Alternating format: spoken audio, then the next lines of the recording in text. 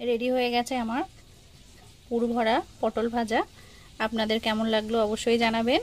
Tata বন্ধুরা, দেখা হচ্ছে নেক্সট ভিডিওতে। নমস্কার বন্ধুরা, প্রিয়াঙ্কার রান্নাঘরে সবাইকে স্বাগত। আজকে এখানে আমি 5টা পটল নিয়েছি পটল ভাজার একটা অন্য রেসিপির জন্য। পটলটাকে 2 মুখ কেটে হালকা করে ছুলে নেব, নিয়ে মাঝখান থেকে কেটে নেব। পটলগুলোকে হালকা ছুলে নিয়েছি, এই যে নিয়ে মাঝখান থেকে চিড়ে নিয়েছি। এখন এর মাঝখান থেকে একটা চামচের সাহায্যে এই শাঁসগুলোকে তুলে নেব।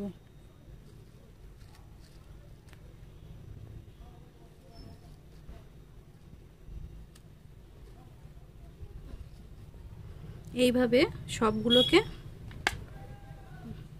করে নেব। পটলের থেকে এই দানাগুলো বার করে নেব।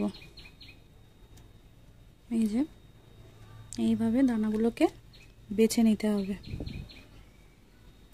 দানাগুলো বেছে নিয়েছি। এখানে অর্ধেকটা আলু দিয়ে দেব।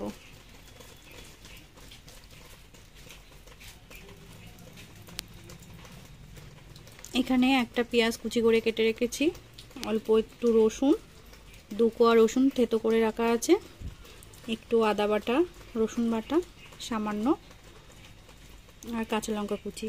এটাকে এর মধ্যে দিয়ে দেব।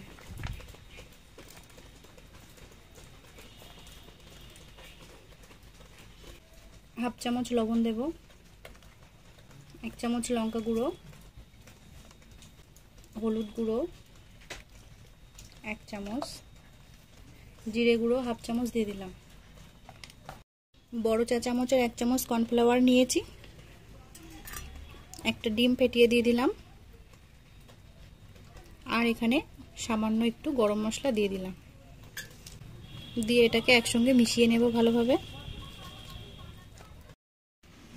এটাকে ভালোভাবে মেখে নিয়েছি। এখন এগুলোকে পটলের মধ্যে ভরে দেব।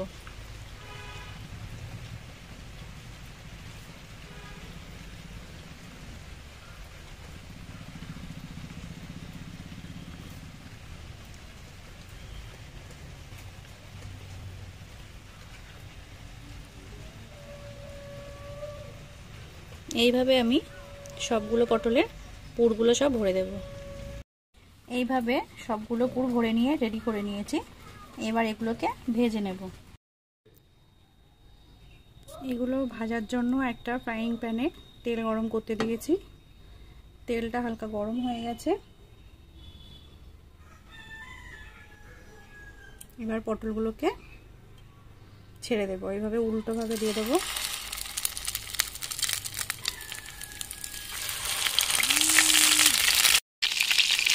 এবার এগুলোকে উল্টে দেব উল্টো পিঠটা ভাজার জন্য।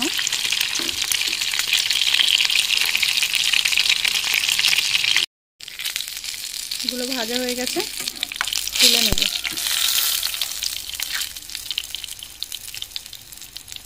রেডি হয়ে গেছে আমার পুর ভরা পটল ভাজা। আপনাদের কেমন লাগলো অবশ্যই জানাবেন। টাটা বন্ধুরা, দেখা হচ্ছে নেক্সট ভিডিওতে।